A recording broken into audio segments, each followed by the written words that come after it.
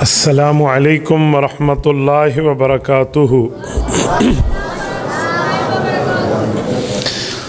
الحمد للہ وحدہ والصلاة والسلام علی من لا نبی بعدہ، اما بعد فاعوذ باللہ من الشیطان الرجیم، بسم اللہ الرحمن الرحیم۔ انا نحن نزلنا الذکر وانا له لحافظون۔ عن علی بن ابی طالب رضی اللہ تعالی عنہ قال قال رسول اللہ صلی اللہ علیہ وسلم الا انها ستكون فتنہ۔ قلت وما المخرج منها یا رسول اللہ؟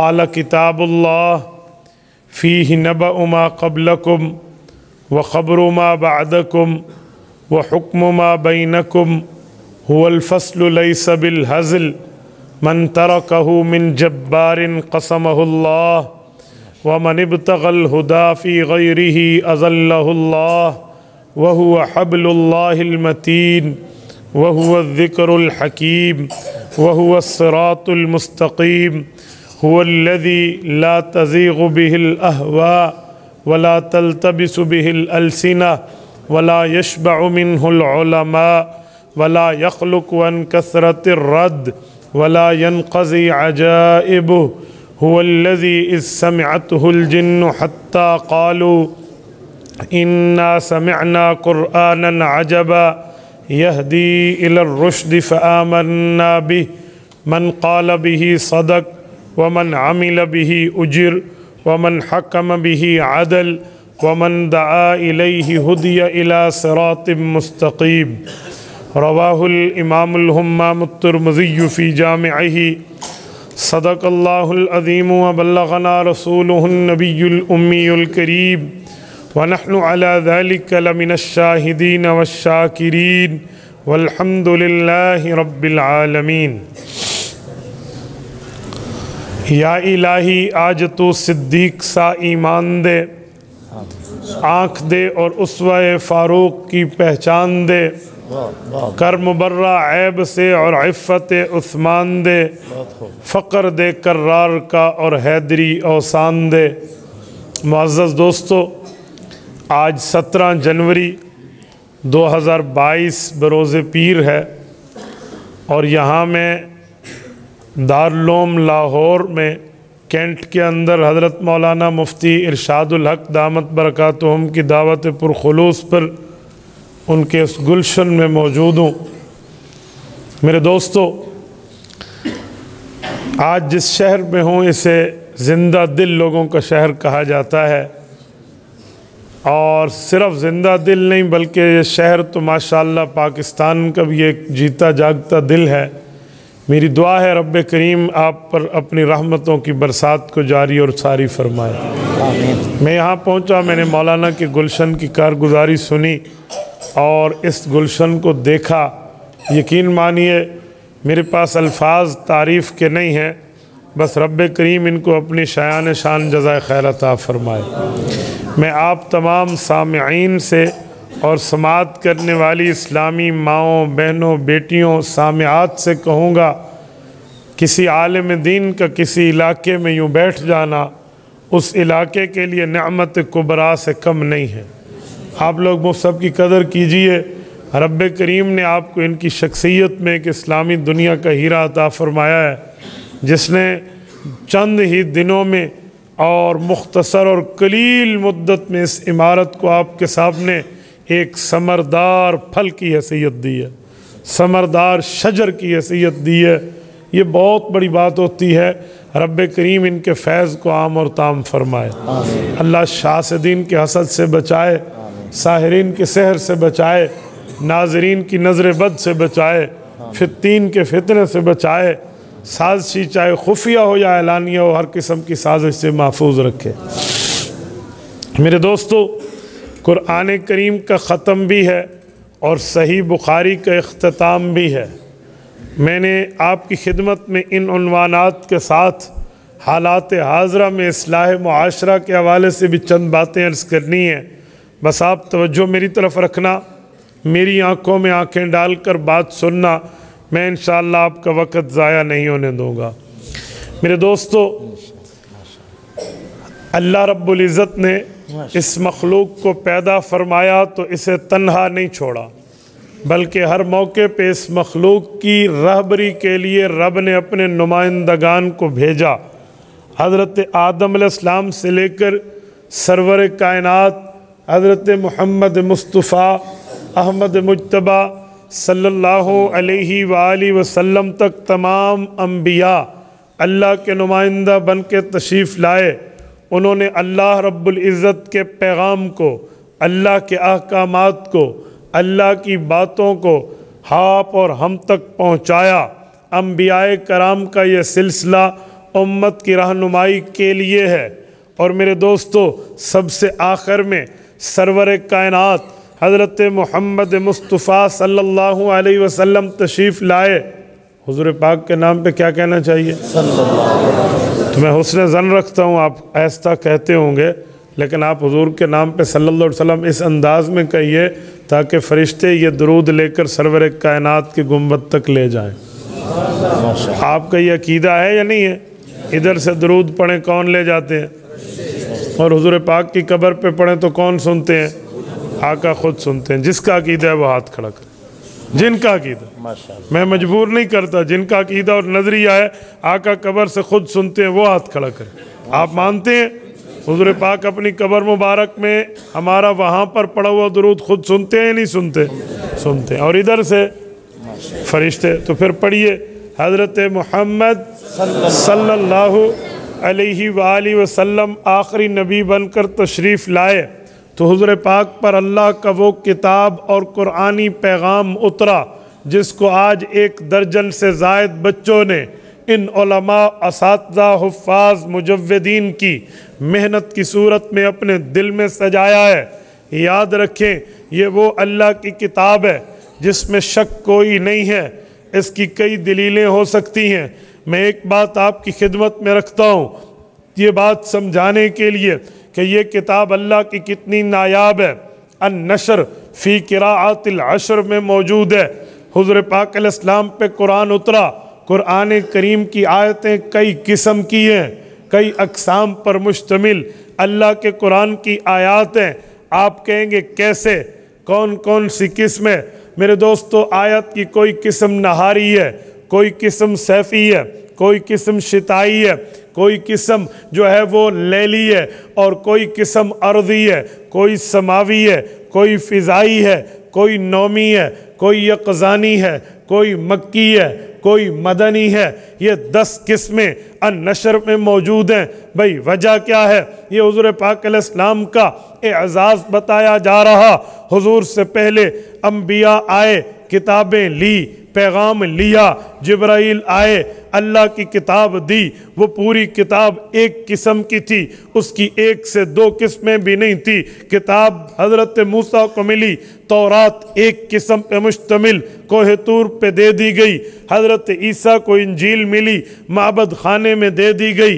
हज़रत दाऊद को ज़बूर मिली, चिल्ला कशी के बाद दे दी गई। लेकिन कुरान ऐसे नहीं आया। कुरान करीम आया, तबारकल्लज़ी नज़्ज़लल फ़ुरक़ान अला अब्दिही लियकून लिल आलमीन नज़ीरा। ये पैगम्बर करीम को एक अल्लाह की तरफ से, एक रब्बे कायनात की तरफ से वर्ल्ड ऑर्डर के तौर पे कुरान करीम के अहकाम आए हैं। इसकी किस्में कई हैं, ये एक नहीं है। वो किस्में क्या हैं? कोई किस्म नहारी है, नहारी कमाना, ये पैगम्बर करीम पर आयत दिन में उतरी। कोई किस्म लैली है, माना रात में उतरी। कोई किस्म सैफ़ी है, माना ये गर्मी में उतरी। कोई किस्म शिताई है, माना ये सर्दी में उतरी। कोई किस्म नौमी है, नींद की इब्तिदा में उतरी। कोई यक़ज़ानी है, जागने की हालत में उतरी। कोई आयत अर्ज़ी है, ज़मीन पे उतरी। कोई फ़िज़ाई है, ज़मीन आसमान के दरमियान में आई। कोई समावी है, वो हुज़ूर पाक अलैहिस्सलातु वस्सलाम पर आसमान पे आई। कोई किस्म मक्की है, हिजरत से पहले आई। कोई मदनी है, हिजरत के बाद आई।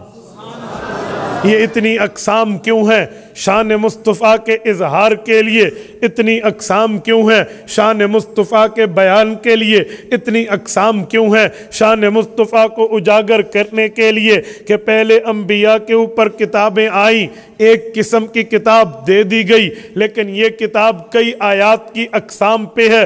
پتہ چلا پیغمبر کا درجہ اتنا، اگر یہ آیت رات میں آنی ہے، رب نے دن میں نہیں بھیجی، انتظار فرشتوں نے کیا، حضور رات میں آئے تو آیت دی، اگر آیت دن میں آتی تو فرشتے رات ہی دے کر چلے جاتے، جی نہیں، انہوں نے دن کا انتظار کیا۔ رسالت مآب پر قرآن کریم دن میں اترا، حضور پاک زمین پہ تو زمین میں، حضور معراج پہ جاتے وقت زمین و آسمان کے درمیان تو فضا میں، پیغمبر آسمان پہ تو فرشتے آسمان پہ، رسول پاک صلی اللہ علیہ وسلم گرمی میں تو سردی کا انتظار نہیں، حضور سردی میں تو گرمی کا انتظار نہیں، پیغمبر علیہ السلام سونے لگے تو جاگنے کا انتظار نہیں، جاگے ہیں تو سونے کا انتظار نہیں، ہجرت سے پہلے ہیں تو ہجرت کا انتظار نہیں، ہجرت کے بعد ہے تو حضور پاک علیہ السلام پر جہاں ہے وہاں قرآن آیا، بلایا نہیں گیا، رسول اللہ کو طلب نہیں فرمایا گیا، جدھر حضور پاک ادھر قرآن گیا، جدھر حضور پاک ادھر فرشتہ پہنچا، جدھر حضور پاک ادھر وحی آئی۔ یہ میرے پاک پیغمبر پر اللہ نے اس طرح قرآن اتارا۔ اور پھر میں ایک بات مزید کروں، میرے دوستو، یہ کلام اللہ آیا ہے، یہ کلام اللہ کیا ہے؟ میں نے اس کے بارے میں آیت کریمہ پڑھی ہے، رب کریم فرماتے ہیں اِنَّا نَحْنُ نَزَّلْنَا الذِّكْرَ وَإِنَّا لَهُ لَحَافِظُونَ، اتارا ہم نے ہے، حفاظت ہم کر کے دکھائیں گے۔ جب ہم یہ بات کہتے ہیں تو کچھ لبرل طبقے کے ذہن میں ایک خیال آتا ہے، وہ مولویوں کے گلے میں فٹ کر کے پوچھتے ہیں، بھائی ادھر کہتے ہو حفاظت اللہ نے کرنی ہے، ادھر حفظ کے مدرسے قائم کرتے ہو، حفاظ کی کلاسز بٹھاتے ہو، مجودین بٹھاتے ہو، حفظ پر رٹے لگواتے ہو، بچوں سے سردیوں میں وضو کروا کر صبح شام قرآن پڑھوا رہے ہو، بھئی حفاظت اللہ نے کرنی ہے، حفظ کی ضرورت حفاظت اللہ نے کرنی ہے، مدرسے کی ضرورت حفاظت اللہ نے کرنی ہے، محنت کی ضرورت یہ مولویوں نے ویسے بنا رکھا۔ میں نے کہتا ہوں مجھے یہ بتاؤ، حفظ کا مسئلہ تو اپنی جگہ ہم حل کر لیں گے، لیکن تمہیں روزانہ دن میں 3 وقت کھانا ملتا ہے، اس کے علاوہ فریشمنٹ کے لیے بھی آپ کچھ کھا لیتے ہیں، اس کھانے پینے کو رزق کہتے ہیں؟ کہتے جی ہاں۔ میں نے کہا رزق دینے کی ذمہ داری کس کی؟ اللہ کی۔ تو دکان کیوں کھولتا ہے؟ کاروبار کیوں کرتا ہے؟ بزنس میں شیئرنگ کیوں کرتا ہے؟ مارکیٹس میں کیوں جاتا ہے؟ جاب پہ کیوں جاتا ہے؟ نوکری کی فکر کیوں کرتا ہے؟ باقی معاملات میں تو کہتے ہیں بھائی مزدوری کرنی پڑے گی، بچوں کا پیٹ پالوں گا، مزدوری کرنی پڑے گی، بیوی بچوں کا رزق کما کے لاؤں گا۔ اور خدا کے بندے محنت کیوں کرتا ہے؟ دکان کیوں کھولتا ہے؟ دکان کو تالا لگا، نوکری سے استعفیٰ دے، کاروبار کو ڈسمس کر دے، کہنا رزق کی ذمہ داری بھی اللہ نے اٹھائی ہے، اللہ دے گا۔ اب جواب میں زیرو، اب جواب میں ہوائیاں اڑی، وہ کہتے جی ہم سے نہیں ہوتا۔ ہاں رزق کی حفاظت اللہ نے کرنی ہے، رزق اللہ نے دینا ہے، لیکن محنت ہم کریں گے کیونکہ اللہ نے عقل دی ہے، محنت ہم کریں گے اللہ نے سوچ دی ہے، محنت ہم کریں گے اللہ نے فہم و فراست دی ہے، کوشش ہم کریں گے، نوکری پہ جائیں گے اللہ کا ذمہ پورا ہوگا، دکان پہ جائیں گے اللہ کا ذمہ پورا ہوگا۔ میں نے کہا بھائی طے ہو گیا، پھر اللہ نے عقل صرف تجھے نہیں دیا، عقل علماء کو بھی دیا ہے، عقل حفاظ کو بھی دیا ہے، عقل محدثین و مفسرین کو بھی دیا ہے۔ یہ علماء تم سے زائد اس مسئلے پہ سوچ رکھتے ہیں، وہ کہتے ہیں اللہ نے حفاظت کی ذمہ داری اٹھائی ہے، لیکن ہم مدرسہ بنائیں گے، ہماری اولاد پڑھے گی، ہمارا مال لگے گا، ہماری جان لگے گی، ہمارے اوقات لگیں گے، ہماری صلاحیتیں لگیں گی، ہم اللہ کی ذمہ داری میں اپنے مال کو مقدس کہیں گے، رب کی ذمہ داری میں لگ رہا اپنی جان کو پیارا کہیں گے، رب کی ذمہ داری میں استعمال ہو رہی اپنی اولاد کو طیب و طاہر کہیں گے، اللہ کی ذمہ داری اس کے ذریعے پوری ہو رہی۔ تو تیرا اعتراض نہیں بنتا بھئی تو نے ہمیں یہ بات کر کے بات چھڑا لینی ہے، یوں نہیں ہوگا، بات وہی ہوگی۔ رزق کی ذمہ داری بھی اللہ نے لی ہے، حفظ کی ذمہ داری بھی اللہ نے لی ہے، کھانے پینے کی ذمہ داری بھی اللہ نے لی ہے، حفاظت کی ذمہ داری بھی اللہ نے لی ہے۔ تو دکان کھولے گا، اللہ کی ذمہ داری پوری ہوگی، حافظ صاحب پڑھائیں گے، اللہ کی ذمہ داری پوری ہوگی۔ عظمت قرآن پہ بات تھی، میں نے کہا میں پہلے حوالے سے بات یہ کرتا ہوں، یہ کلام اللہ وہ مقدس، وہ معمر باسعادت کتاب ہے جس کو رب نے حضرت جبرائیل کے ذریعے رسول امین پر بھیجا۔ اور میرے دوستو یاد رکھنا، رسالت مآب نے اس قرآن کریم کو خود بھی پڑھا ہے، پڑھ کے امت کو پڑھایا ہے۔ حضور پاک کے دور میں حفاظ بھی تھے، حضور پاک کے دور میں قراء بھی تھے، حضور پاک کے دور میں قرآن کریم یاد کرنے والے بھی تھے۔ ان میں ایک نام حضرت زید بن ثابت رضی اللہ عنہ کا ہے، ایک نام ابی بن کعب کا ہے رضی اللہ عنہ۔ بڑے بڑے لوگوں نے پیغمبر سے قرآن حفظ کیا۔ ایک بار حضرت ابی اللہ کے رسول کے سامنے بیٹھے ہیں، حضور پاک نے فرمایا ابی قرآن کریم پڑھو، مجھے سناؤ۔ حضرت ابی تھوڑے سے ہچکچائے، عرض کرنے لگے یا رسول اللہ میں آپ پر قرآن پڑھوں، آپ کو سناؤں، حالانکہ آپ پہ اللہ نے قرآن اتارا۔ فرمایا ہاں ہاں ابی، جس اللہ نے اتارا وہ اللہ فرماتے ہیں، ابی قرآن تمہیں سنائے۔ کہ یا رسول اللہ اللہ سمانی، رب نے میرا نام لیا۔ فرمایا نام اللہ سماک، ہاں اللہ نے تیرا نام لیا۔ تو کلام اللہ تو ایسا ہے، ہاں ہاں کلام اللہ وہ چیز ہے، بہت زبردست معاملہ ہے۔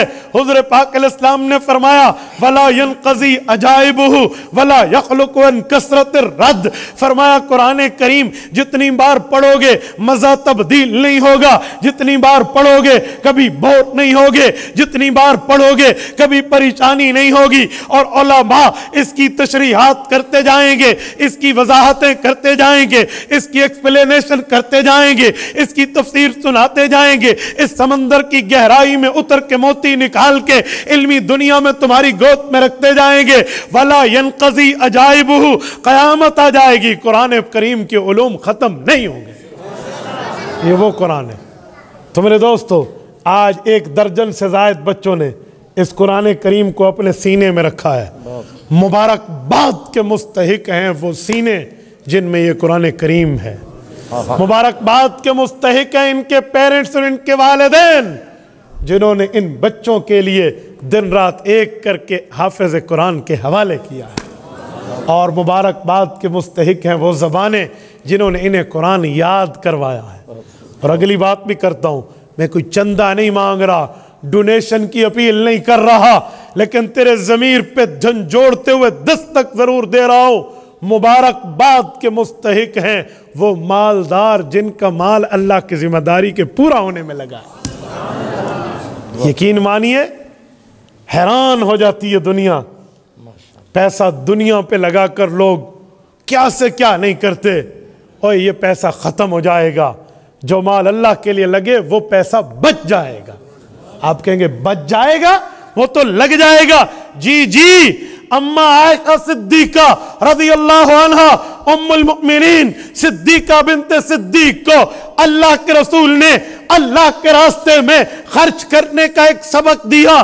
ایک طریقے میں حضور پاک کو ایک بکری تحفے میں ملی، حضور نے ذبح کرائی، گوشت بنوایا، اما عائشہ کے پاس بھجوایا اور فرمایا عائشہ اسے اللہ کے راستے میں دے دو۔ غربا کو بلایا، حضور باہر بیٹھے، ایک ایک غریب بچہ اندر جا رہا، اپنی ماں سے اللہ کے نام کی چیز لے کر اپنے گھر کو دوڑتا ہوا خوشی کا اظہار کر رہا ہے۔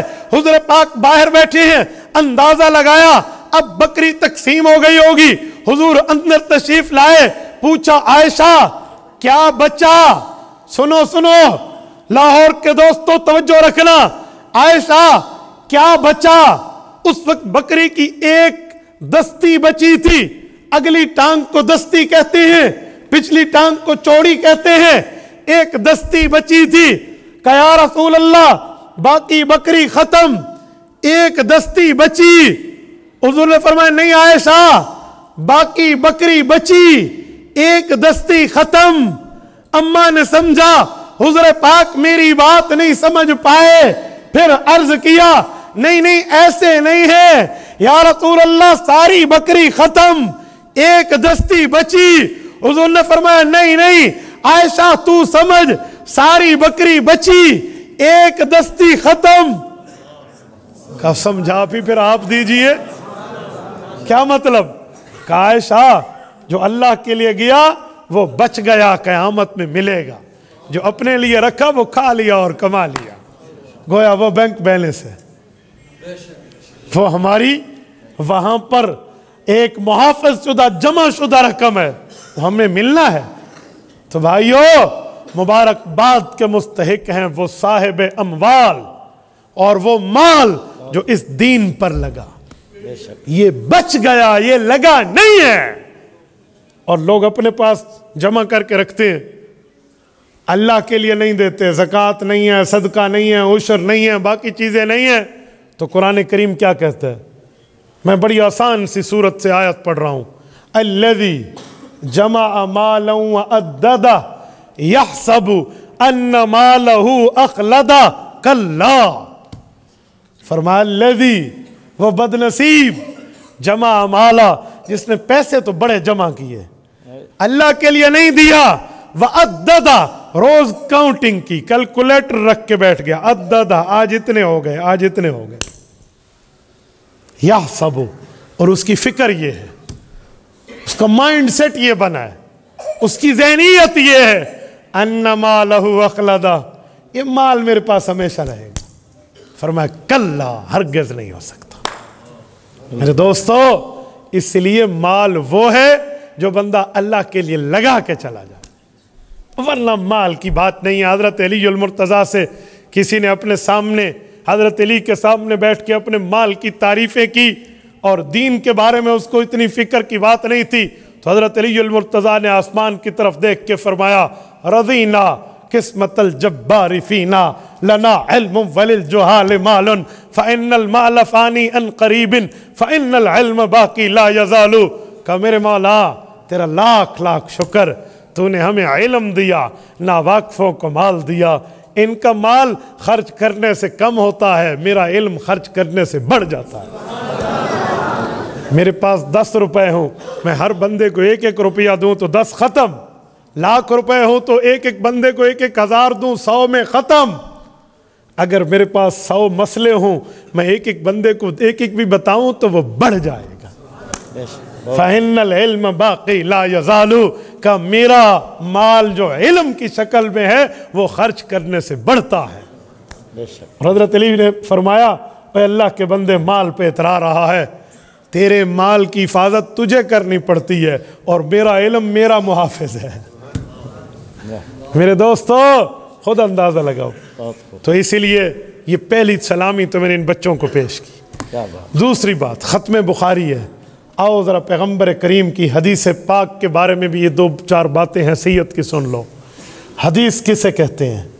حدیث پیغمبر کے اس فرمان کو کہتے ہیں جس کو اللہ نے آسمان سے اتارا ہے۔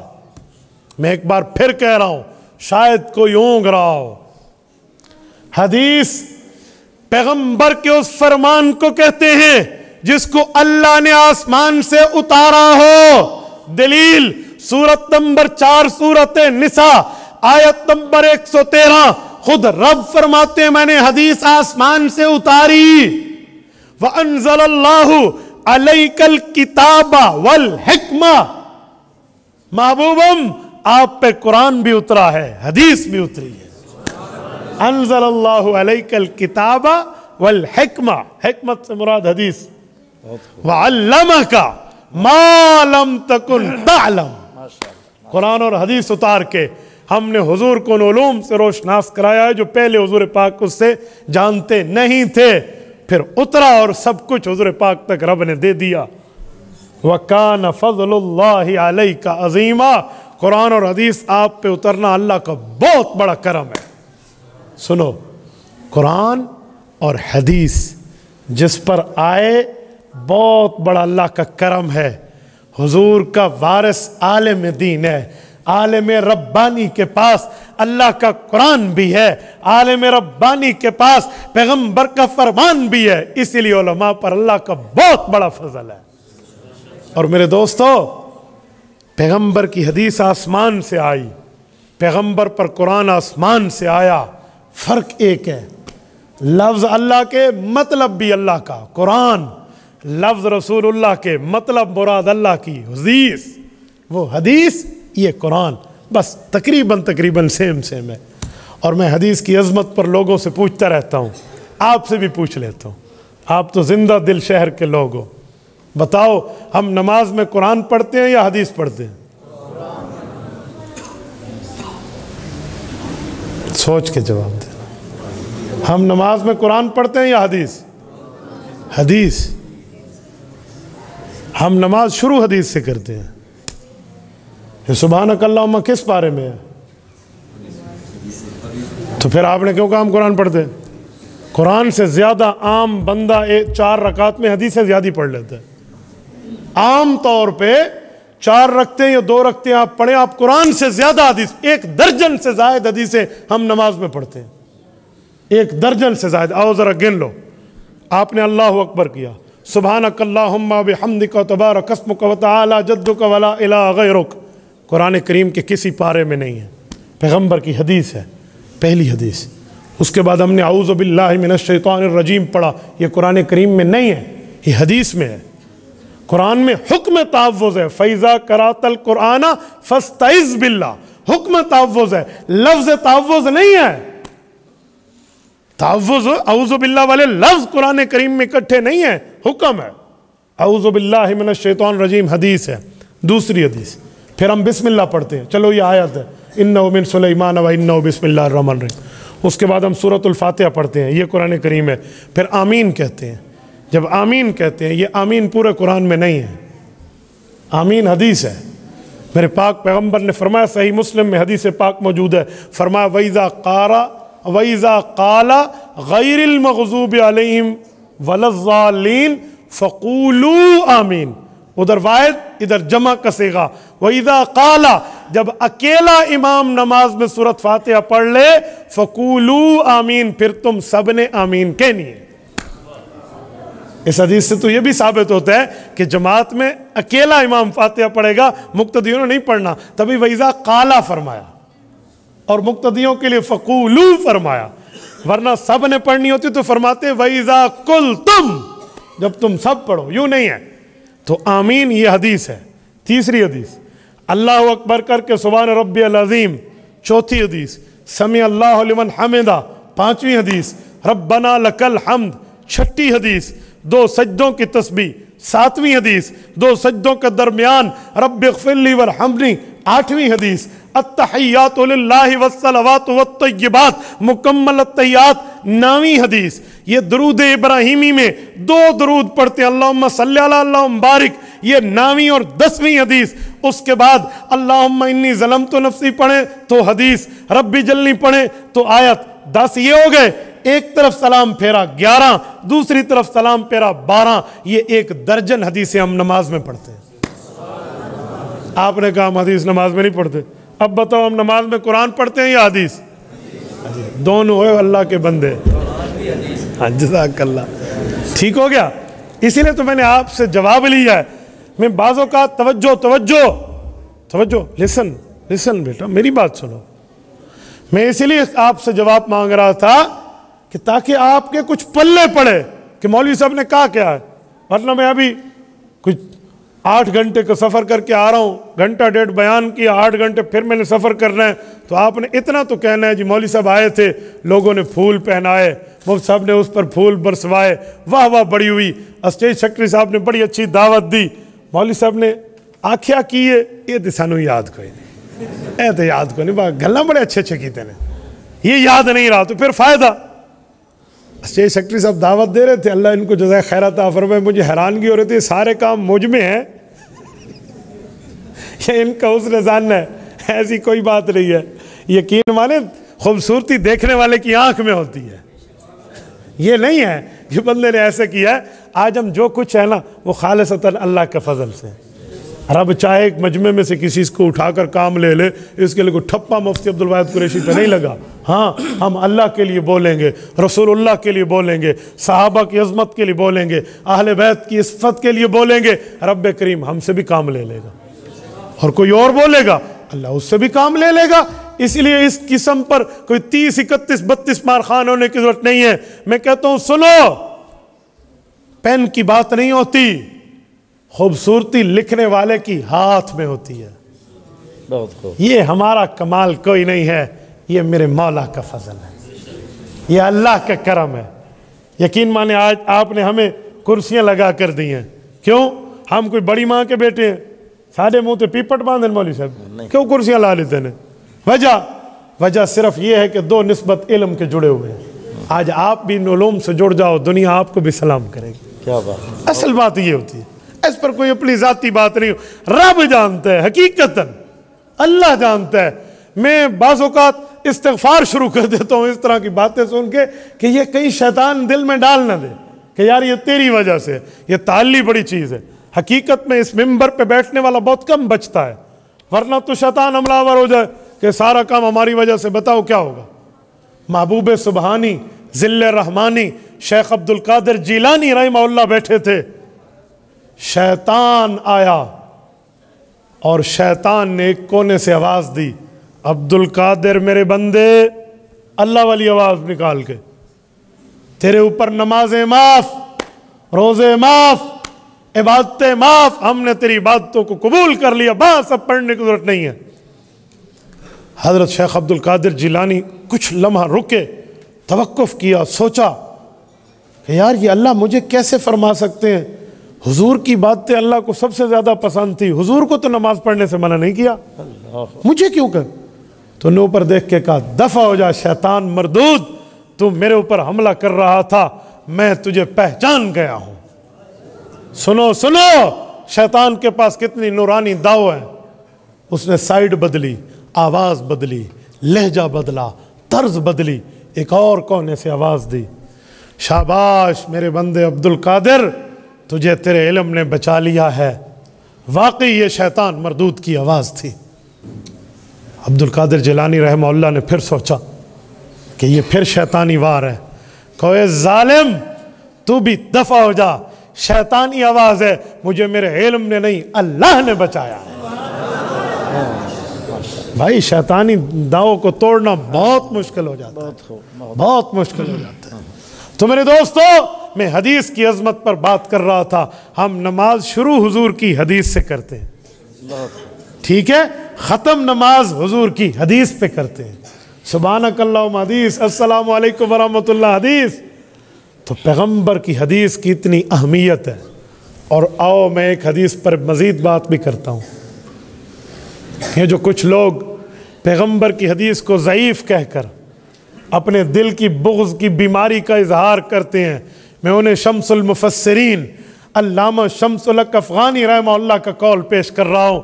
نکات افغانی میں علامہ افغانی لکھتے ہیں، لوگوں پیغمبر کی حدیث کا مقام اتنا ہے، مرتبہ اتنا ہے کہ کوئی حدیث کا انکار کرے اللہ اسے فرعون بنا کر غرق کر دیتا ہے۔ کہتے ہیں ثبوت، او ثبوت سنو، وَأَغْرَقْنَا آلَ فِرْعَوْنَ وَأَنْتُمْ تَنْظُرُونَ، اس کی شرح میں لکھتے ہیں کہ جب فرعون غرق ہوا، فَغَشْيَهُمْ مِنَ الْيَمِّ مَا غَشْيَهُمْ، فرعون ڈوبا، فرعون مرا، فرعون تحت ستیہ ناس و ذلیل و خوار ہوا۔ تو کیوں ہوا؟ تورات تو ابھی اتری نہیں تھی، تورات فرعون کے غرق ہونے کے بعد اتری ہے۔ تورات فرعون نے نہیں دیکھی تھی، اللہ کی کتاب جو حضرت موسیٰ پہ اتری فرعون نے پڑھی نہیں تھی، سنی نہیں تھی، چھوا نہیں تھا، زیارت نہیں کی تھی، دیکھا نہیں تھا، وہ انکار کیسے کرتا؟ تو کیوں غرق ہوا؟ حدیث موسیٰ کے انکار کی وجہ سے فرعون غرق ہوا۔ تو پتہ چلا پیغمبر کی حدیث کی اتنی اہمیت ہے، اتنی ویلیو ہے، اتنا مرتبہ رتبہ ہے کہ اس کے انکاری کو اللہ فرعون بنا دیتے ہیں۔ یہ نہ سمجھو بھئی یہ تو حدیث ہے، بھئی حدیث پیغمبر کی، حدیث رسول اللہ کی، دو نبیوں کی حدیثوں کا انکار کیا فرعون نے، हज़रत हारून और हज़रत मूसा की। इन दो हदीसों के इनकार पर रब ने फ़िरौन बना दिया।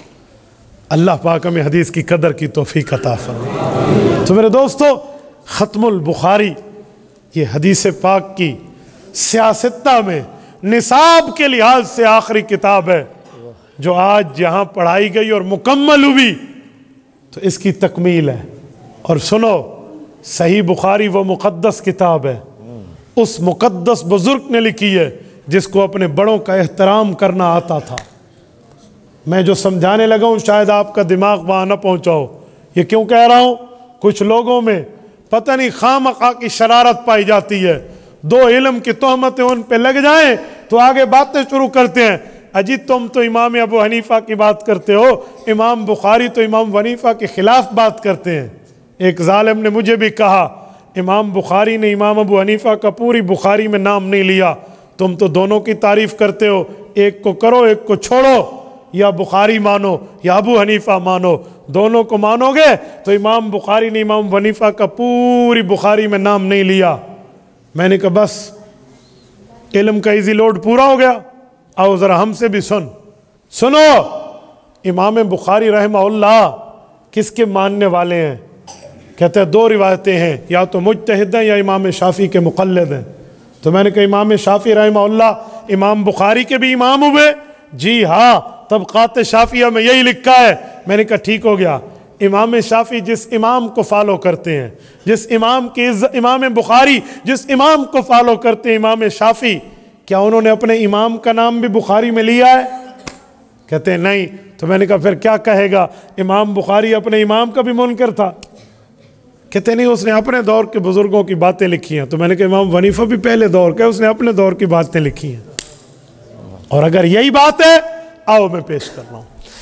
सही बुखारी कौली है, इमाम बुखारी ने बुखारी शुरू की है इमाम अबू हनीफा के शागिर्दों से शुरू की है, बुखारी खत्म की है इमाम अबू हनीफा के इलाके वाले शागिर्द उलमा पे खत्म की है। इमाम बुखारी की सही बुखारी पहला बाब खोलिए, बाबू कैफ काना बदुल वहीला रसूलिल्लाही सल्लल्लाहु अलैहि वसल्लम खोलिए, वबिही काला हद्दसना हुमैदी काला हद्दसना सुफयान खोलिए। पहला रावी इमाम बुखारी इमाम हुमैदी लाए हैं। हुमैदी कौन है? हाशिये में है, हुआ अब्दुल्लाह इब्न जुबैर अल मक्की। ये अब्दुल्लाह इब्न जुबैर मक्की है। इमाम बुखारी रहमहुल्लाह इस शख्स से रिवायत लाए हैं। ये अब्दुल्लाह इब्न जुबैर मक्की हुमैदी शागिर्द हैं इमाम अब्दुल रज़्ज़ाक इब्न अल हम्माम अस्सुनाई अल यमनी के, साहिब मुसन्नफ अब्दुल रज़्ज़ाक के, और वो शागिर्द हैं इमाम आज़म अबू हनीफा के। इमाम बुखारी ने शुरू बुखारी अबू हनीफा के शागिर्द से की है, और इमाम बुखारी ने सही बुखारी को ख़त्म किया है। आओ आखिरी बाब खोल लीजिए, किताब तौहीद व रद्द अलल जहमिया, सही बुखारी का आखिरी चैप्टर किताब तौहीद, उसका बाब नंबर 93, आखिरी बाब बनज़उल मवाज़ीन अल क़िस्त लियौमिल क़ियामा व अन्न अमाल बनी आदम व क़ौलुहुम यूज़न। इस बाब को उठाइए। इमाम बुखारी हज़रत अबू हुरैरा रज़ी अल्लाहु अन्हु की मरफू और सही रिवायत लाए हैं। सुब्हानल्लाहि व बिहम्दिही सुब्हानल्लाहिल अज़ीम की फजीलत लाए हैं। तो 4 रुवात उम्मती वो लाए जो सहाबी तक पहुंचे। इमाम बुखारी कहते हैं वबिही क़ाल हद्दसना अहमद इब्न अशकाबिन क़ाल हद्दसना मुहम्मद इब्न फुज़ैल अन उम्मारत इब्न अल क़ाक़ाई अन अबी ज़ुरअता अन अबी हुरैरता रज़ियल्लाहु तआला अन्हु व अन्हुम क़ाल क़ाल नबी सल्लल्लाहु अलैहि वसल्लम। फिर हदीस लाए इमाम बुखारी हज़रत अबू हुरैरा तक जाते हुए 4 मुहद्दिस लाए, अहमद इब्न अशकाब, मोहम्मद इब्न फुज़ैल, उम्मारत इब्न अल क़ाक़ा, अबू ज़ुरा जिसका नाम हरिम है। ये 4 मुहद्दिस कौन है? उठाइए। अल कवाकिब अद-दरारी जिसे हाशिया किरमानी कहते हैं, 25वीं जिल्द में इमाम किरमानी कहते हैं फी लताइफन अल अव्वल अरबातुन कुल्लुहुम कूफियून का, इसमें बड़े बड़े इल्मी नुक्ते हैं। पहला नुक्ता यह है, इस आखिरी हदीस के 4 मुहद्दिस इमाम अबू हनीफा के पड़ोसी हैं। बात करते हो कि इमाम बुखारी की इमाम अबू हनीफा से बनती नहीं थी। मैं सुनाता रहता हूँ, मेरा एक इलाके में टेक्सला के करीब जाना हुआ تو وہاں کالج کے 3-4 لڑکے آ گئے، جی ہم نے بات کرنی ہے، باتیں یہی شروع کی کہ امام بخاری کا اتنا بڑا رتبہ، اس پہ پھر امام ابو حنیفہ کے خلاف بات۔ میں نے کہا بھائی ہم امام بخاری کے رتبے کی اللہ راس والعین قائل ہیں، ہم قائل نہ ہوتے ہم پڑھا رہے ہوتے بخاری، ہم تو قائل ہیں، لیکن جو تم باتیں کر رہے ہو نا کہ امام ابو حنیفہ ایسا نہیں تھا۔ تو مجھے اندازہ ہوا کہ ان لڑکوں کو پتہ شتہ کچھ نہیں ہے، کوئی پتہ وتہ کوئی نہیں، آئے لگے ہوئے ہیں۔ میں نے پوچھا اچھا یہ بتاؤ امام بخاری اور امام حنیفہ میں پہلے پیدا کون ہوا تھا، بعد میں پیدا کون ہوا تھا؟ اب کوئی اتنا پتہ نہیں، الچٹو من الڈگر، ختم، علوم زیرو۔ میں نے کہا بھائی خیر ہے، آؤ میں آپ کو بتاؤں۔ کہتے بتائیں۔ میں نے کہا امام بخاری پیدا ہوئے 194 ہجری میں، اور امام ابو حنیفہ رحمہ اللہ فوت ہوئے 150 ہجری میں۔ جب امام ابو حنیفہ کی وفات کو آدھی صدی گزر رہی تھی اس وقت امام بخاری پیدا ہوا ہے۔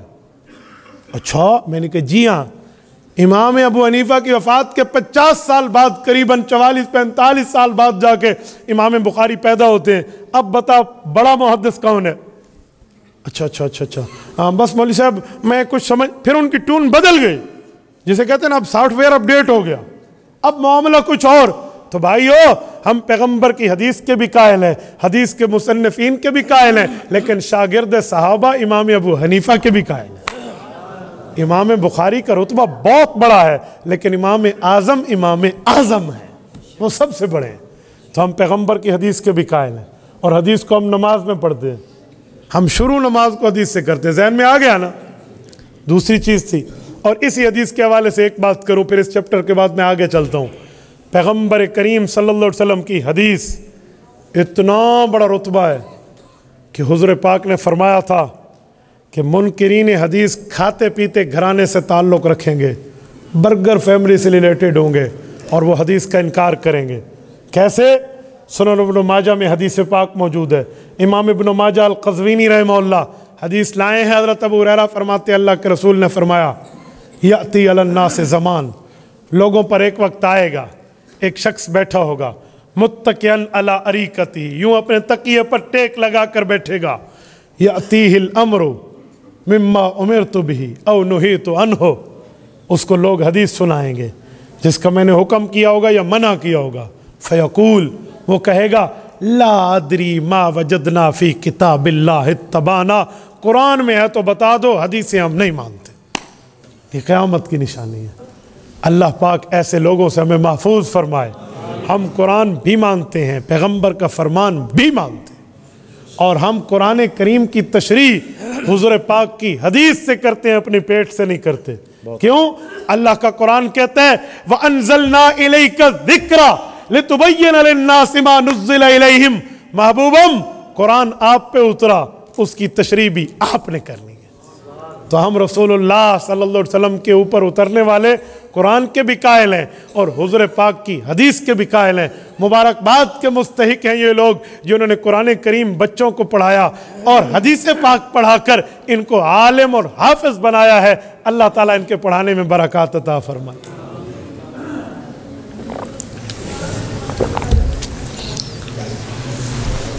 اس عنوان کے بعد میں ایک بات آپ عوام کے دروازے پہ دستک دیتے ہوئے کہوں گا، اللہ کے لیے لوگوں خالی بات سن کے واہ واہ نہ کیا کرو، عمل میں بھی کچھ لایا کرو، اپنے اندر بھی کچھ ہونا چاہیے۔ وہ کیا ہے؟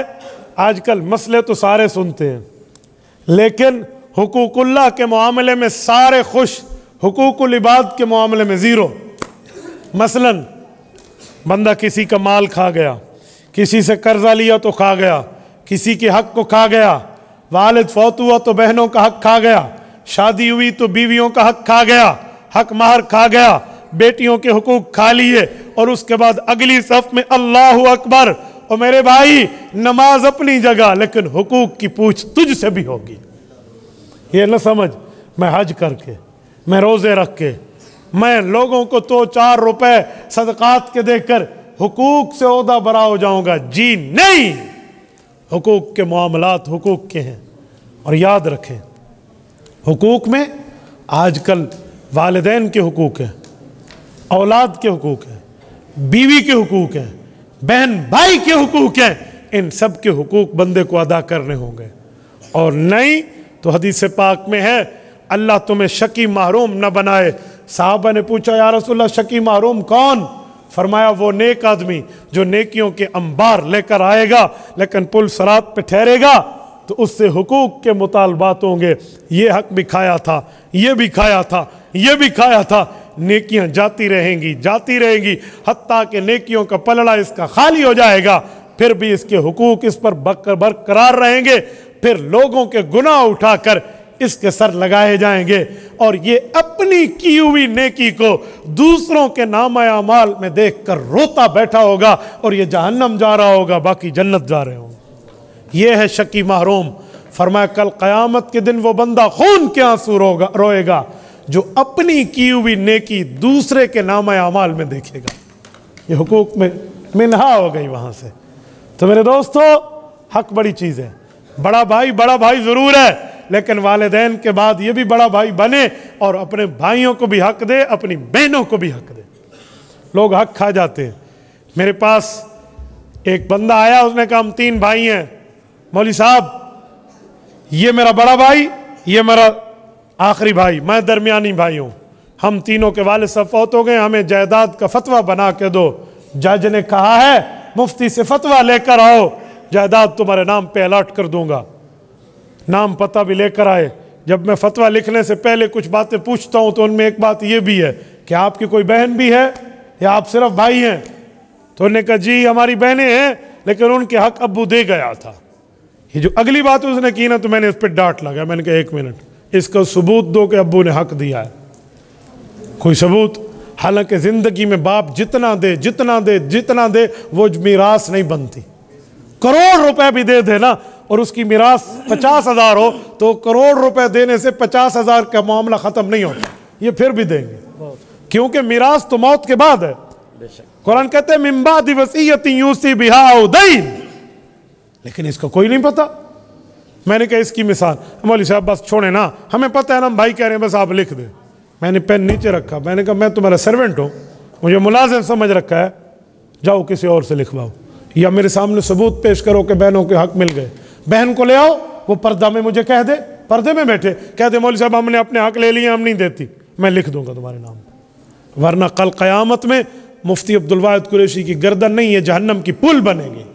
میری گردن میں پاور نہیں ہے کہ میں بطور سریا اور بطور کنکریٹ کی اپنی گردن جہنم کی پل بنواؤں اور تم پاؤں رکھ کے اوپر سے گزر جاؤ، یہ میرے لیے نہیں ہے۔ مرتے کیا نہ کرتے۔ اب مولوی جب ایک بات پہ ڈٹ جائے نا تو پھر آخر لے کر آ گئے۔ ان کی بھی 3 بہنیں تھیں، بہنوں کو لے کر آئے، ان کی بہنیں بیٹھی۔ میں نے پوچھا میری بہن اللہ آپ کو خوش رکھے، آپ اسی شخص کی بیٹی ہیں جس کا یہ نام ہے، فوت ہوئی ہیں؟ جی ہاں۔ میں نے کہا آپ کو جائیداد میں حصہ مل چکا ہے؟ انہوں نے کہا جی کوئی نہیں۔ آپ نے لینا ہے؟ ہاں جی لینا ہے۔ اب تو بھائیوں کے چہرے اتر گئے۔ بھائی مجھے کہتے ہیں مفتی صاحب ان کو ہمارے بہنوئیوں نے سکھایا ہے، وہ جو ہمارے بہنوئی ہیں نا وہ ان کو سکھاتے رہتے ہیں اپنا حصہ لو، یہ بیچاری لیتی نہیں تھی لیکن یہ حصہ لینا چاہ رہی ہیں۔ میں نے کہا آپ کے بہنوئی کا تو پھر آپ پر بڑا احسان ہے کہ تمہیں جہنم کے عذاب سے بچا رہا ہے، اسی لیے اپنی بیویوں کو سمجھا رہا ہے۔ اب تو ان کے الٹے پاؤں چلے گئے۔ یار ایک بات میں تمہیں کرتا ہوں، بھائی شہباز بیٹھے ہیں، ان کو میں کہوں بھائی نماز تو پڑھ لو، نماز کا ٹائم رہتا ہے، انہوں نے کہا جی استاد جی شکریہ جزاک اللہ، نماز پڑھ لی۔ تو میں نے اس پر احسان کیا، اس کے ساتھ بھلائی کی یا اس کے ساتھ برائی کی ہے؟ تو بھائی اگر بہنوئی بیوی کو کہہ رہا ہے کہ اپنا حصہ لے لے، تم کھا رہے ہو، اس نے تیرے ساتھ اچھائی کی ہے کہ تم جہنم نہ جاؤ۔ تصویر کا دوسرا رخ بھی تو ہوتا ہے نا، پھر تیسرا چوتھا رخ بھی ہوتا ہے، ابھی دوسرا رخ بتا رہا ہوں۔ تو اب تو معاملہ ڈماڈول ہوا نا۔ تو وہ کہنے لگا مفتی صاحب ایک بات ہم کہیں؟ میں نے کہا جی کہو۔ کہتے ان کی شادی پہ ابو نے 3 لاکھ کا جہیز ان کو دیا تھا۔ پرانی شادی ہوئی تھی، اس زمانے میں 3 لاکھ بڑی بات ہوتی تھی، 3 لاکھ کا جہیز دیا تھا۔ تو میں نے بہنوں سے کہا لیا تو انہوں نے کہا جی دیا تھا۔ میں سمجھ گیا، ان میں ایک بہن عالمہ بھی تھی، اس نے ایک لفظ بولا میں سمجھ گیا، انہوں نے کہا مفتی صاحب جہیز میراث میں کنورٹ ہو سکتا ہے؟ مجھے سمجھ آ گیا کہ وہ مولویانی غلط ٹھیک کی تھی ہے نا۔ تو میں نے ان کے بھائی کو کہا کہ آپ بھی شادی شدہ ہیں؟ جی ہاں۔ میں نے کہا آپ کے ابو نے کوئی آپ پہ بھی خرچہ کیا تھا؟ تو بہنیں بول اٹھی، انہوں نے کہا جی ہاں ابو نے سب سے زیادہ خرچہ ان بھائیوں کی شادی پہ کیا تھا، ان پر تو 5 لاکھ لگے، ہم پہ تو 3 لگے۔ میں نے کہا بہن بھائیوں دونوں میری بات سنو، ابو تمہارے اوپر بھی خرچہ کر گئے، ان پر بھی خرچہ کر گئے، اگر خرچہ کرنے سے میراث جاتی ہے تو تم دونوں کے حصے گئے، یہ میراث مدرسے میں جمع کرا دو، مولویوں نے دے دو۔ اب تو سمجھ آ گئی نا؟ تو میں نے کہا بھائی حق دونوں کا بنتا ہے، میں فتویٰ دونوں کو لکھوں گا، اکیلا نہیں لکھتا۔ تو میرے دوستو آج یہ حال ہے۔ حدیث پاک ہے صحیح بخاری میں، اللہ کے رسول نے فرمایا من اخذ شبرا من الارض بغیر حق یطوق اللہ یوم القیامت 7 ارضین۔ کہے لوگو اگر تم نے ایک بالشت زمین، ایک بالشت کو پنجابی میں کیا کہتے ہیں؟ گٹھ، ٹھیک ہے؟ یہ ایک گٹھ زمین جو 9 انچ بنتا ہے، یہ 1 فٹ بھی نہیں بنتا، میرے خیال میں 9 انچ ہی بنتا ہے، 3 اگر ملا لیں تو۔ ان 9 انچ زمین تم نے کسی کی ہتھیا لی، تمہارا حق نہیں بنتا تھا اور تم نے دبا لی یہ زمین، تو اللہ 7 زمینوں کو طوق بنا کر قیامت میں گلے میں ڈال دے گا۔ تو اندازہ لگاؤ اس طرح حقوق کھائے ہوئے ہیں لوگوں نے۔ تو بھائی اس لیے اللہ کے لیے اگر کسی نے حق دینا ہے تو آج سے دینا شروع کر دے، کل قیامت میں یہ نیکی دینا بہت مہنگا ہوگا۔ آج دے لو، آج بہت سستی ہے، آج دے لو کچھ نہیں ہوتا۔ اور کچھ وہ ہیں جو بہن حصہ مانگ لے، اللہ معاف اللہ معاف، یہ حال ہوتا ہے مرجی اس کے ساتھ ختم کر دیتے۔ یہ تو حصہ مانگ دی ہے تو بھائی اس کو اللہ رسول نے حق دیا، وہ نہیں مانگے گی۔ کبھی تو نے حق چھوڑا ہے بہن کے حق میں؟ نہ بھائیوں پر ٹھپا لگا ہوا ہے بھی یہ حصہ لیں گے بہنوں کا کھا جائیں گے، یہ کہاں ہے؟ اور ایسا ظلم کہ اس کے ساتھ معاملات ختم ہو گئے۔ آپ بہت زیادتی کر رہے ہیں اگر یہی بات ہے تو۔ دونوں کے حق ہیں، دونوں ایک ماں باپ کی اولاد ہیں، آپ کو دینا ہوگا۔ اور یہ نہیں ہے کہ بھائی اچھا پھر ایک مسئلہ اور ہے، پتہ وہ کیا ہے؟ والد فوت ہو گیا، بڑا بھائی کاروبار کر رہا تھا ابو کے بنائے ہوئے کاروبار میں، وہ چلا رہا تھا، لاکھوں کروڑوں میں کاروبار پہنچ گیا۔ اب کیا کہیں گے؟ جب ابو فوت ہوا تھا نا تو اس وقت 10 لاکھ کا اماؤنٹ تھا، آج تو 2 کروڑ ہے، لہذا اس 10 لاکھ میں جو بہنوں کا حصہ بنتا ہے دے دو۔ اے خدا کے بندے، اگر ایک فرق تو نے کر لیا ہوتا تو یہ بات ٹھیک تھی، وہ فرق تم نے نہیں کیا۔ وہ فرق کیا تھا؟ جب ابو فوت ہوا فوراً حصے ممتاز کر دیتے، تیرا اتنا حصہ، تیرا اتنا، تیرا اتنا، تیرا اتنا۔ اس کے باوجود اس کے بعد اگر کوئی اپنا حصہ تمہارے ساتھ کاروبار میں رکھتا تو تمہارا پارٹنر ہوتا، نہ رکھتا تو لے لیتا۔ اب جب سب کے مشترکہ حصے رہے، تم نے علیحدہ علیحدہ نہیں کیے، ان کو حصے نہیں دیے، اور وہ 10 لاکھ کا کاروبار آج 2 کروڑ کا ہو گیا ہے، تو بہن بھائی سارے جس نے محنت کی یا جو گھر بیٹھا رہا، سارے اس 2 کروڑ میں شریک ہیں۔ یہ نہیں کہہ سکتے تم کہ میں محنت کر رہا تھا اور وہ گھر بیٹھا تھا۔ پہلے دن تو اس کو تقسیم کر لیتا نا، تو نے کیوں نہیں کیا؟ اس وقت اتنی محبت ہوتی ہے کہ ابھی تو ہمارے باپ کی قبر کی مٹی خشک نہیں ہوئی اور تم کہتے ہو ہم حصے جدا کر لیں، اور 2 سال بعد ایسی لڑائیاں پڑ جاتی ہیں، کہتے ہیں میں اس کی بوتھی بھی نہیں دیکھنی، میں نے اس کی شکل بھی نہیں دیکھنی۔ اب وہ محبتیں کہاں گئی؟ بھائی اسلام کا حق ہے، پہلے ہی آپ کر لیتے۔ اور کچھ لوگ بیویوں کے حقوق کھا جاتے ہیں۔ ایک شخص کے گھر میں بیٹھا تھا، بیٹھک میں بات چل رہی تھی، مسئلے کی بات آئی تو میں نے آیت پڑھ کے سنا دی کہ بھائی جو حق مار ہے نا، جو نہ دے اور بندہ فوت ہو جائے تو موت کے بعد وراثت بعد میں تقسیم ہوگی، پہلے حق مار ادا ہوگا۔ آپ پوچھ لیں علماء سے، قرآن کہتے ہیں من بعد وصیۃ یوصی بہا او دین، پہلے دین، پہلے قرض ادا ہوگا اور قرض میں حق مہر ہے۔ تو مجھے ایک شخص کہنے لگا کہ مولوی صاحب واقعی سچی سچی دینا پڑتا ہے حق مہر؟ لاہور کے دوستو آپ ہنسو گے، ہمارے تو واقعی دینا پڑے؟ میں تو سمجھا کاغذی کروائیے بھائی، مولوی صاحب نے لکھ دینا تھا، ایسی دستخط کر دینے نے، سچی دینا پڑتا ہے؟ میں نے کہا جی دینا پڑتا ہے۔ اب وہ بندہ نانا بھی ہے اور دادا بھی ہے، اس کے جو بیٹے بیٹھے ہوئے تھے نا، ان نے بٹوے کو ایسے ہاتھ لگا، اس نے کہا ابا ہم سے لے کر اماں کو حق دے دے، خدا کا نام من، اب تو ہماری اولادیں بھی آگے بڑی ہو گئی ہیں۔ میں نے کہا نہیں میں نے دیا تھا، دیا، ادھر ادھر کر کے اس نے جان چھڑائی۔ اب آپ بتاؤ یہ حال ہو جہاں تو کیا کرو گے آپ؟ اور کچھ لوگ بیویوں سے حق مار معاف کراتے ہیں، صحیح طریقے سے معاف کراؤ تو معاف ہوتا ہے، غلط طریقے سے معاف نہیں ہوتا۔ غلط طریقہ کیا ہے اور صحیح کیا ہے دونوں سناتا ہوں۔ غلط طریقہ کیا؟ معاف کر دو، جی معاف ہے، معاف ہے، معاف ہے، اسے پتہ ہی نہیں ہے میرا کتنا حق مار ہے، کیا ہے، کیا لینا کیا دینا، حق مار ہوتا کیا ہے، وہ بیچاری یہ سمجھ رہی ہے وہ معاف کے لیے ہوتا ہے، اس طرح معاف نہیں ہوتا۔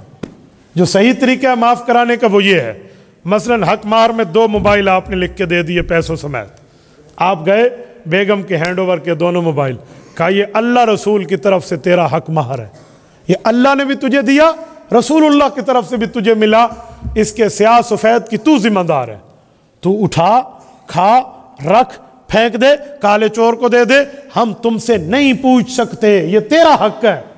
उसके बाद बीवी उठाकर तुम्हें दे दे, वापस कर दे तो माफ होता है।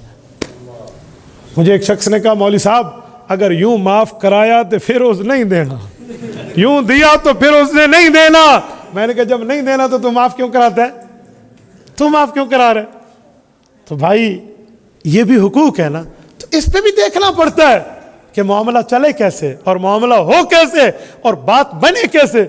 ये छोटी छोटी चीज़ें होती हैं, ये समझने की चीज़ें हैं। ये आप उलमा से बैठोगे, पूछोगे इनसे, ये आपको बताएंगे। और अगर आप चाहते हो आपको घर की दहलीज पर मसले पता चलें तो फिर अपनी बच्चियों और अपने बच्चों को इस मदरसे में भेजो, ये आलिम फाजिल बनाकर तुम्हें देंगे, तुम्हें घर में बैठे हुए फ्री ऑफ कॉस्ट मसले पता चलेंगे। आज घर का डॉक्टर बनाते हैं लोग, घर का इंजीनियर बनाते हैं, और घर का आलिम क्यों नहीं बना लेते? घर का आलिम भी बना ले। किसी को कहे ना बच्चे को मौलवी बना ले तो क्या कहते हैं? मौलवी बनेगा खाएगा कहाँ से, मौलवी बनेगा खाएगा कहाँ से। और अगर मैं एक बात यहाँ यूं करके पूछूं कि सबसे ज्यादा कौन खाते हैं, तो सब ने कहा मौलवी। तो जब सबसे ज्यादा मौलवी खाते हैं तो बच्चों को मौलवी बना लो। हम साफ दी गल नहीं बुजुर्गों, भाई सबसे ज्यादा मौलवी खाते हैं तो मौलवी बना ले, फिर तो हमारी बात बनती है, फिर तो मैं कह सकता हूं। और याद रखें मैंने जो देखा है ना, मौलवी ज्यादा खाने से मरता है, कम खाने से नहीं मरता। शुगर लग गई है ज्यादा खा खा के मौलवी से फौत हो गए ने। हाँ, भूख नहीं मोया मौलवी, ठीक है। अल्लाह ने उलमा को मकाम दिया। लोगों से पूछो ना कितनी तनख्वाह है, अजी 2 लाख। कितने बच्चे हैं? बच्चे 2 ही अच्छे, ठीक है भाई। मौलवी साहब से पूछो कितनी तनख्वाह है, वो कहेगा 6000। कितने बच्चे हैं? अल्हम्दुलिल्लाह 10 बच्चे हैं माशाअल्लाह। हाँ, मौलवी साहब कितना खुश होकर बात करेगा। तो अल्लाह ने इनको मकाम दिया भाई, और लोग मौलवियों से आगे बढ़ते हैं। मैं कहता रहता हूँ मौलवी के पीछे चलो, आगे ना बढ़ो। नमाज में इमाम आगे होता है, वो मौलवी साहब होता है, पीछे मुक्तदी होते हैं, वो इमाम साहब होते हैं। इमाम आगे, मौलवी आगे और दुनिया पीछे, सारे सफ वाले जिंदा सलामत है। और जो मुक्तदी मौलवी से आगे बढ़ जाए, चारपाई पे सोया हुआ हो, वो मर जाता है। तो इसलिए मौलवी तो आगे नहीं बढ़ना, मौलवी से आगे गए तो गए, तो आप मौलवी के पीछे चले, करेंगे ना इंशाअल्लाह। अल्लाह आपको खुश खुरम रखे, अल्लाह आपको सिरात मुस्तकीम पे रखे। मैंने 3 उन्वान आपकी खिदमत में रखे थे, अज़मत कुरान के हवाले से भी, अज़मत हदीस के हवाले से भी, और इस्लाह मुआशरा और हुकूक के हवाले से भी। उम्मीद है आप मेरी बात समझेंगे, इस पर अमल भी करेंगे और नाराज़ नहीं होंगे। हाँ, अगर हो भी गए तो आप डबल नाश्ता कर लेना, इसमें मेरा क्या लेना देना, ठीक है। तो मैं तो खुली खुली आपको बात करके जा रहा हूँ। अक़ूलु क़ौली हाज़ा व अस्तग़फ़िरुल्लाह व आख़िरु दअवाना अनिल हम्दुलिल्लाहि रब्बिल आलमीन।